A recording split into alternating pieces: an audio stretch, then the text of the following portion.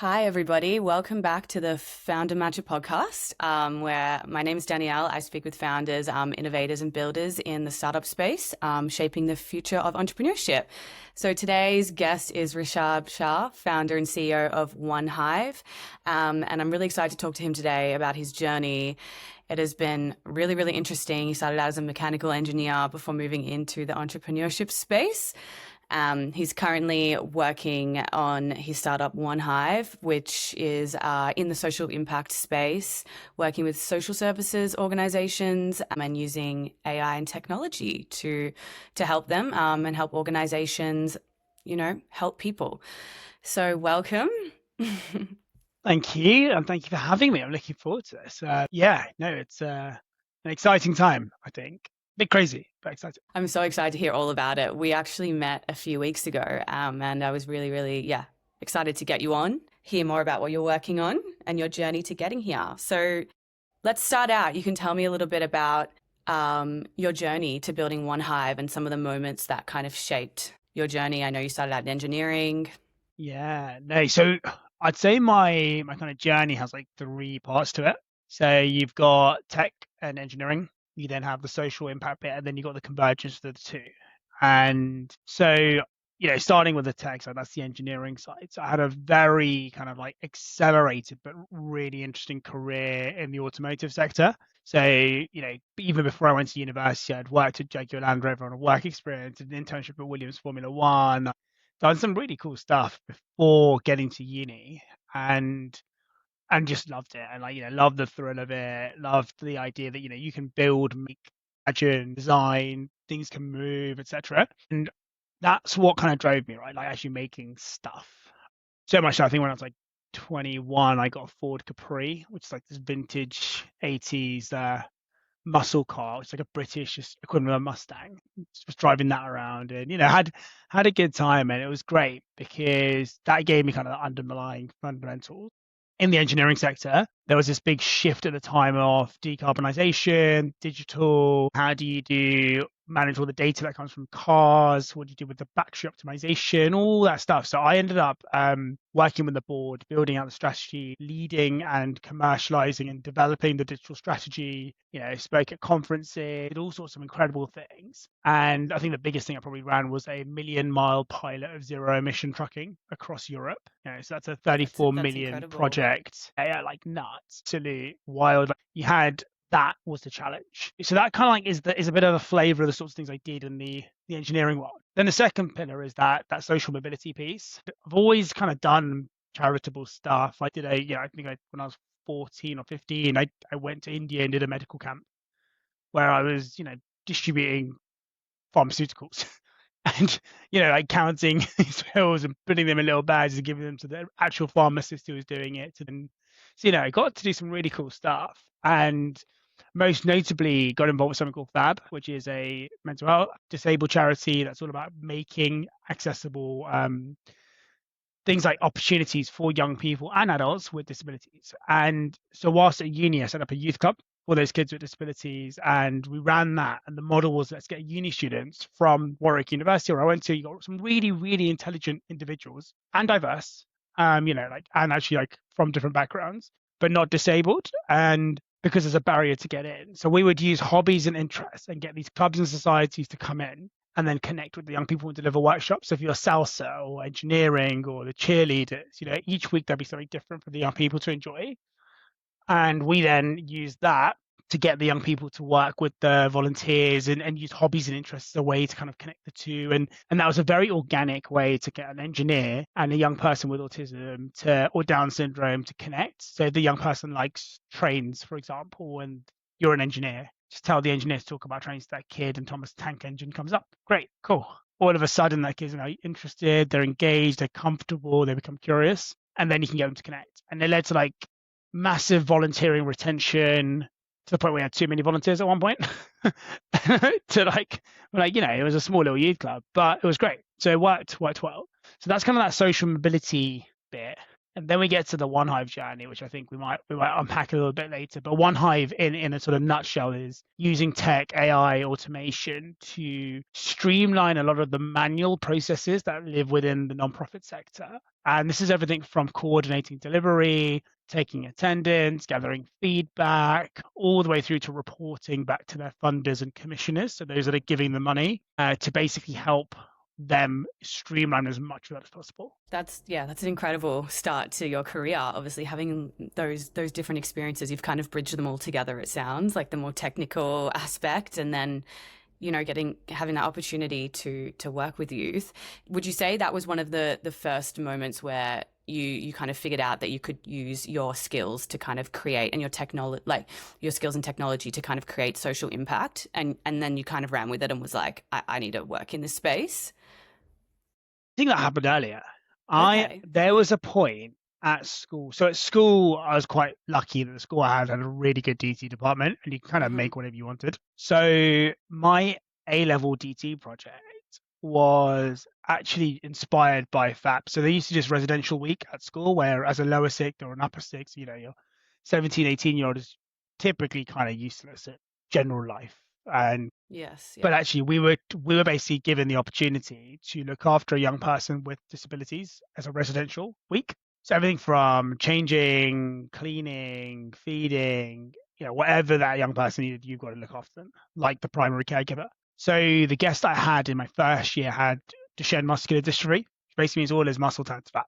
So he was wheelchair bound, struggled to move, also had autism and sort of complex needs. And his mum told me that he liked swimming. And I was like, that's cool. We had a swimming pool at school, but we couldn't get him in and out of the pool because he weighed 130 kilos.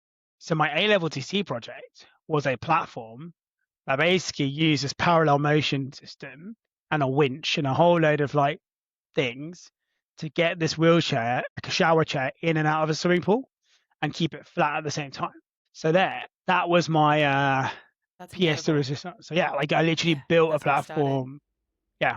And realized and then seeing him in the swimming pool, splashing around, having loads of fun, just literally doing somersaults in the water and stuff, was unbelievable because I'd never seen him like that. And yeah, I think that's when I realized you can actually build stuff and make a change. Definitely. And so then tell me about how you went on to do that. I know that you formed a tutoring company. This is a fun one. So Yeah, there's such a necessary space, people need help with education, and it seems like you were tackling that problem for a few years. I think it started in 2020. yeah, so 2020, right? COVID's hit and schools are disrupted. Everyone's fragmented. The government in the UK invests a whole lot of money in this national tutoring program. And the whole idea was we need to top up education because people are not going to school, and, kids are kids, right? And if your parents aren't that attentive or they're busy or whatever, they run riot. They're not going to do their work or anything.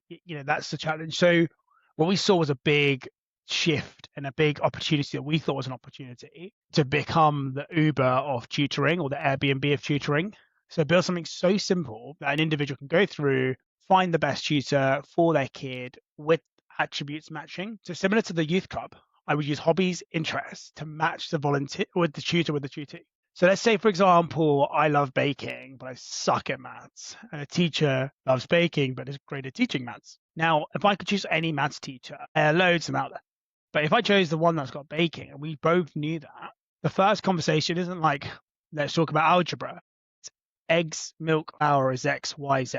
Now let's go and work out the formula to make a cake, right? All of a sudden, ratios to scaling recipes, and you're just chatting about bake it up and this and that. And all of a sudden, you now love maths and you see the real use case and the application of it. Yeah. And that was the idea. Let's do that. So we built a matching algorithm using AI. This is all early days, right? Yes, would have been very early. And we built all of that, built the infrastructure. It was brutal force, hard work as we were building this skunk works, having this and that. And it worked really, really well. And it worked so well that we got to about 1,300 students, tutors, parents using the system, TutorHive. And we had one 22-year-old running the operations. That was it. So that got us thinking, well, we weren't making a huge amount of money because we're taking a small margin off the transaction. And that was how we're we can do it the same way as Uber does, not realizing that Uber has millions and millions and millions of marketing budget. We didn't. We were just like calling people around, going to primary school fairs. We got this yellow moped and wrapped it up. We got a giant bumblebee and ran around Harrow town centre and like did the most wacky guerrilla marketing stuff we could do. And it worked because we grew that organically. But then what we realized was we actually failed on the business model because the business wasn't actually making enough money, couldn't raise capital. It was like all these things were okay. But then we realized Yep. that actually we've built something different because we've built the infrastructure for delivering educational programs. And we're probably the most lean educational organization in the world. So a 22-year-old to 1,300. So that ratio is pretty good. So we took that and said, well, okay, who might want to buy it?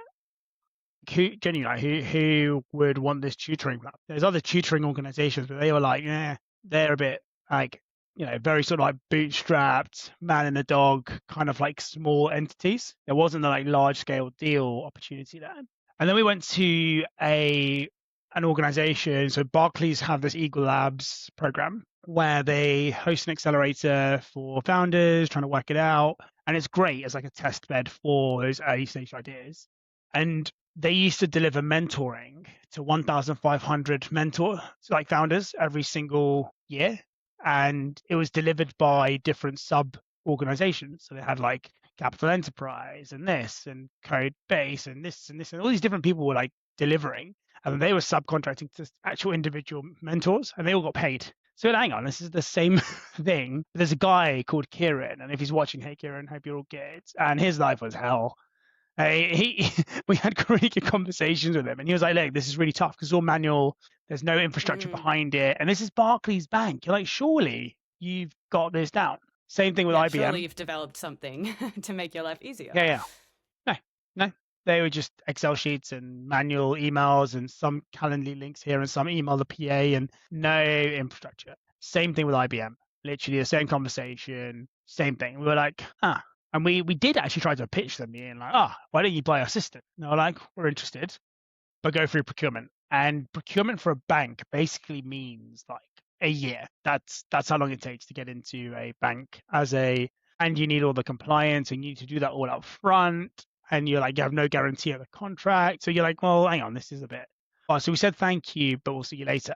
And then we took that kind of like hybrid of TutorHive's platform with a bit more of a white label feel, and we took it out to market. That's amazing. That's yeah. Well, you found a really, really big need there, clearly.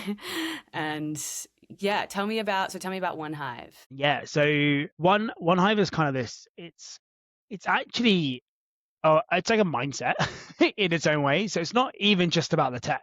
It's this notion that having an infrastructure, a back office, that kind of like backbone, that spine, that hive for an organization is critical to help them maximize anything they're doing.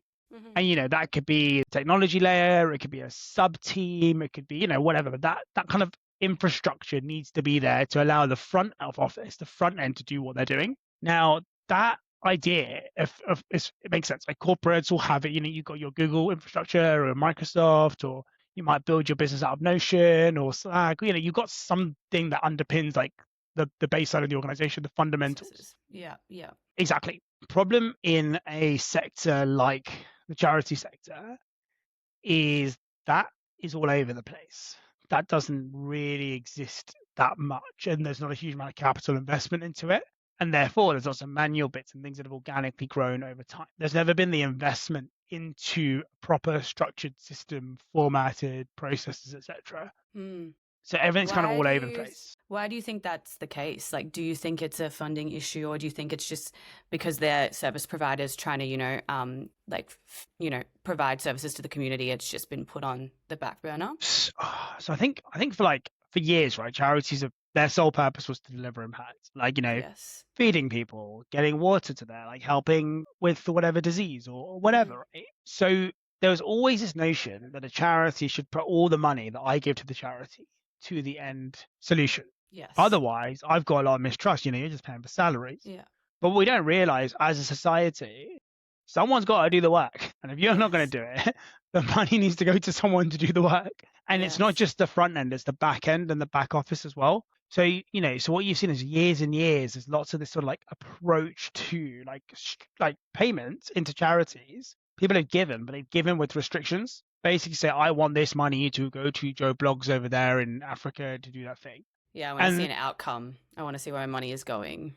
yeah, but that takes a machine, that takes an engine, that takes stuff. And I think that's where things got missed. And we thought about charities in a different way to a commercial entity. Therefore, investing in yourself, the learning and development, the upskilling, the sort of the innovation bit has always been left behind. And it's not, you'd get berated if you decided to deploy, spend 50K, 100K on a Swish system to help you automate half your workflows. But headcount you can hire.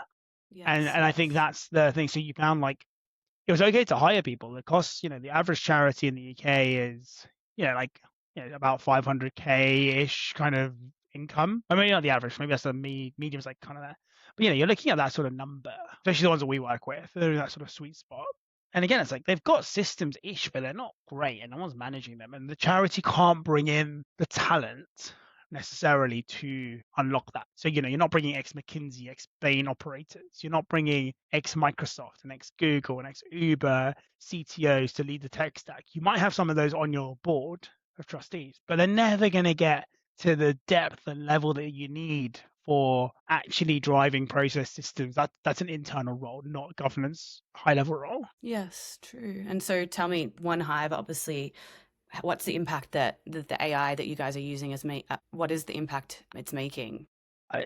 It's wild. Like, so the best way to show impact, I always say, is stories or narrative. So, we've got an organization called Generating Genius, for example. They are all about taking an underserved young person who's showing aptitude for engineering and STEM and helping them kind of raise the ceiling. So those who are clever, let's give them what we need to give them because they don't have the other opportunities around them to thrive and actually, do it well. So raising the ceiling. And they were trying to get out of London and operate outside of London because a lot comes to London.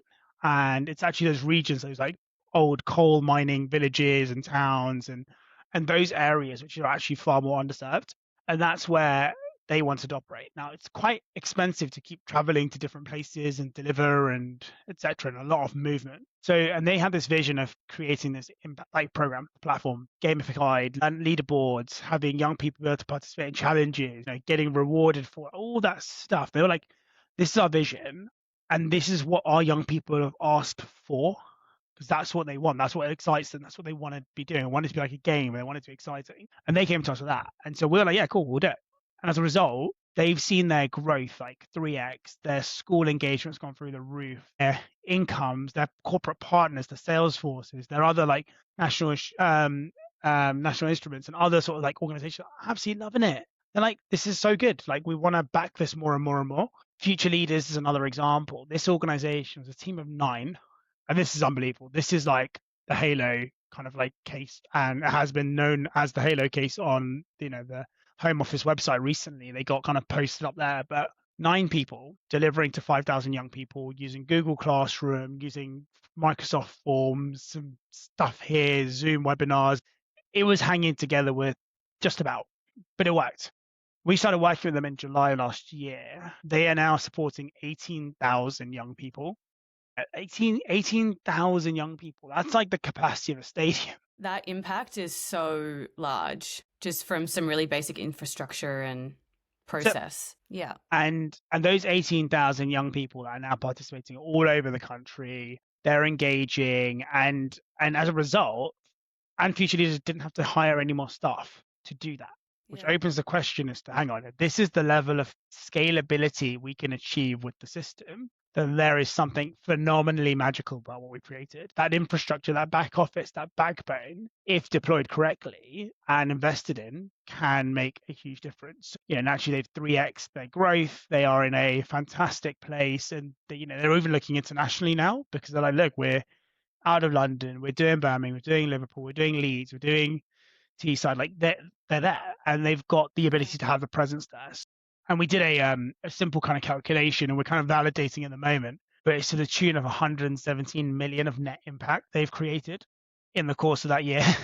And that's live fed real-time impact data that they can then show. And so it's like the impact that we are creating to the sector is like second to none, because we're going in and literally rewriting how it's done in a way that is relevant to today's technology capability. Yeah. You talk about it like sort of obviously because you work in it kind of flippantly, but I assume it has not been an easy journey, both companies.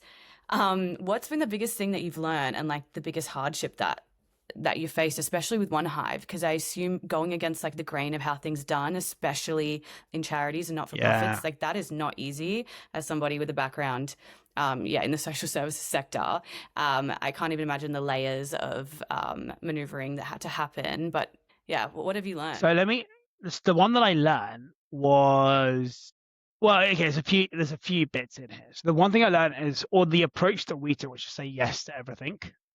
And, some people are like, you got to be hyper focused, and that's the approach. Mine was just like, no, let's just say yes to it, and we will work it out. And I think that is in a sector that's not very risk taking, is a fresh and also kind of like counterintuitive way to do things. And by saying yes to, like, client asks for this feature, yeah, we'll build it done. We'll get it done. Like we basically organically served the sector exactly how it needed to be served, just by listening and opening the door and going with on that journey. And I think that's the bit that I learned was actually the most critical to what we've achieved and what we've built so far, because by saying yes to those opportunities, we've then kind of understood the sector and understood the nuances, etc. Now, the hard thing is this sector moves slow, like really slow, and things take time.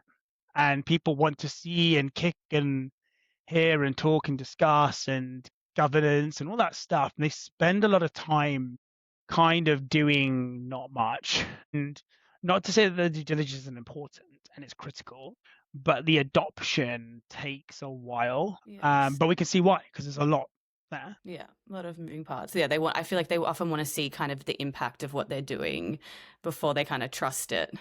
But yeah, I assume you probably had to step it forward slowly. And they're not allowed to fail, like charities that take risk No, is they not can't. a thing that, like, people, if a charity fails, there's, oh, rah, rah, rah, they're in the news. It's like, Yeah, it's like hang a on, like, public outcry, of course. yeah, it's a public persecution at times, right? And it's like, hang on, you need to, if you're not gonna try and innovate and do something differently, then you're gonna do the same thing over and over again. And we've seen that it's not solved the problem.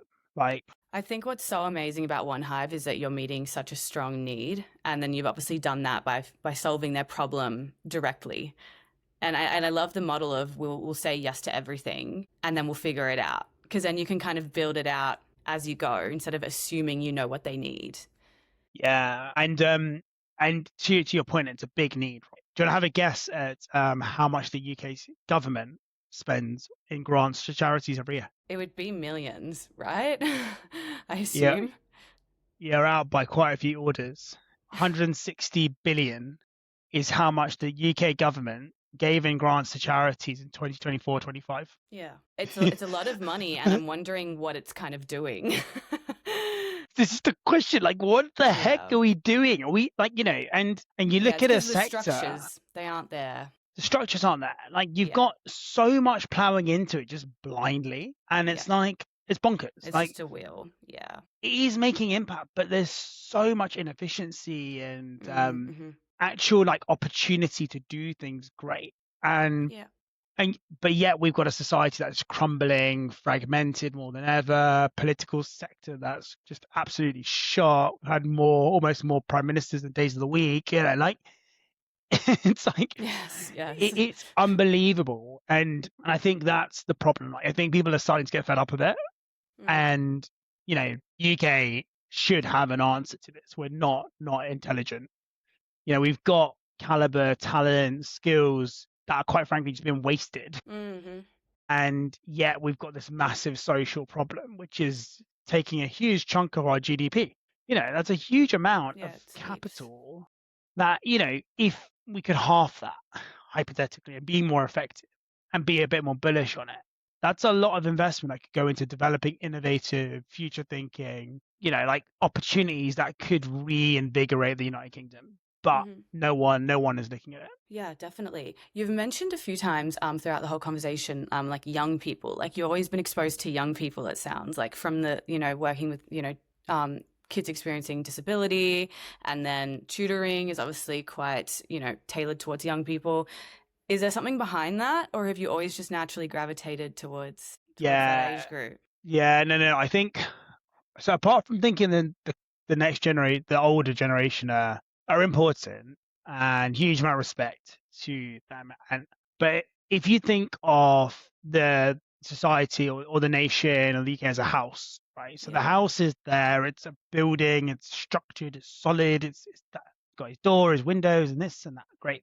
Now, when you use that as the analogy, the mortar between the actual building holding the stuff together are those communities. So those local communities, the mortar in this room and this bit, they're doing their bit. They're kind of holding it all together. And then your bricks are the young people. Now, if you start to see what's happening in the UK where young people are eroding, you've got 1 million young people not employed in education or in training. Mental health is unbelievably through the roof. Like our young people are eroding, quite frankly. And if you start to get enough erosion of those bricks and they wear away, and you remove the bricks and they crumble, what do you think happens to the house? It just falls. It can't hold itself up. And therefore, the first thing that we have to do is tackle the prevention and scaffold around those bricks and around those young people and get that right. Because if we don't, that is the future house falling down, because we won't have anyone ready to take on that next opportunity, that next level, and drive the country to where it needs to go. Which is why I think fundamentally we've got to start from the bottom. You have to support that young people, that next generation, get that right and get that right quick. Because yeah, if the mortar starts to wear away, at least the bricks are still holding it together and all compress. But the bricks go, you're shot. That's it, game Yes. over. Is Yes, outright it's game over. collapse, and that's exactly it. So the thesis that we've been working towards, and something I've always been thinking about, is scaffold around the young people, start at the bottom, and once your young people are thriving, then your communities will naturally thrive. Once those communities are thriving, the nation will thrive. And once you've got enough nations thriving, humanity will thrive. And that is Yes. the abundance grow the pie mantra that we are taking forwards. So yeah, Yeah. that's why young people. Yes, amazing, amazing. And what would you tell to anybody wanting to build in this space? Like, would you have any advice for anyone? Because I mean, I think it's a little bit of an untapped sector, in my opinion. And we hear a lot in the startup space about, well, at least I have. I'm not sure about everyone else, but there's a lot of focus on like tech and other area industries, but the social sector gets missed a little Yeah, bit because it's so difficult to tackle. Would you have any it's just advice to not as people? sexy. It's not as No, sexy, it's not a right? section, but Look, the impact is so huge. yeah. Now, if you think about who's heralded as like the most influential, the most famous, like Yes. Halo poster child of innovation, entrepreneurship, the sector, no one's done it in a ethically driven, impact focused, Impact sustainability oriented. focus. Yeah. Our leaders, like those who we put on a pedestal, are not that. So I think first of all, what I would suggest someone who's thinking about it is buckle up, because it's not easy. You need to be as resilient as hell. You can't be like starting something and then realize it's really hard and then bounce, because this Yeah. takes time I was and it going to say, takes a I lot assume it of takes a long time to time. see it build. Uh, and because there's just not as much capital coming into it. There is a lot impact VCs and philanthropic capital and 160 billion. So there's money there. It's just all rather convoluted, and therefore if you're building this, you need to spend the time, you need to be resilient, you need to be able to have that in place. So if that means you need to take longer, then so be it. If you need to have a stronger financial backing yourself to be able to ride it, then make sure that's there, because it's not an easy ride. You're not going to get someone to, hey, okay, here's a 10 million ticket, go. um and that is the fundamental challenge. But if you are thinking, okay, cool, I can weather it, I can live on spaghetti hoops and no food and water only and all that stuff, then great. Then you've got this interesting opportunity where it is massively untapped. There's not enough innovation happening. There's a grand total like 3 CRMs that service charities directly as their core ICP. There are 200,000 charities in the UK, 1.3 million in the US. They all need the same stuff, right? They still need these operational systems, but the mainstream corporate stuff isn't aligned to them. So if you want to build tech and tech for good and use data and data for good, then this sector is there. It's just harder to sell. It's very relationship driven. You've got to be able to tell evidence in and build all of that through, build trust, and it's hard, right? But it is so good because what you then enable is what we've done, which is 30,000 end beneficiaries are able to access services in a better way than they used to because of what we've done in a year. It grows quickly, like the impact just, yeah. Yeah, so I think that's it. Like that's the key. Like you can have so much impact, but you've got to manage that whole capitalism versus conscious kind of like community bit, and it's not an easy thing to balance because we're not designed like that. Like you can either be either or as opposed to both, and we're trying to be both. Yes, no, it's incredible. Thank you so much for coming on the podcast. It's been amazing. I love what OneHive's doing. We're gonna link it all for everyone to kind of have access to read up more about on the work you're doing. Yeah, I really appreciate all the advice as well for anyone wanting to get into the social services space. Yeah, thank you so much. I really appreciate what you guys are doing at foundermatcha. That's wicked. Went to one of the events and it was really cool. Met some really interesting developers and stuff. So yeah, like this is it. It's what it's all about. It is bringing people together and solving problems. So thank you so much. This will be available for everyone to listen to, and hopefully you found it very informative. I know I did. It's just incredible what you guys have built, and I can't wait to see the impact just target all like the kids and the people that are growing up and they need access to these services. So it's incredible. Hey, for sure. And if anyone wants to get in touch, they're really easy to do so. LinkedIn, Instagrams, like onehive.ai, and my email's rushab@onehive.ai. Give us a shout. Happy to always have a chat, grab a coffee. And if anyone's up for that, yeah, look, we'll give the time because it's important. Please do reach out to him. He's incredible. Thank you.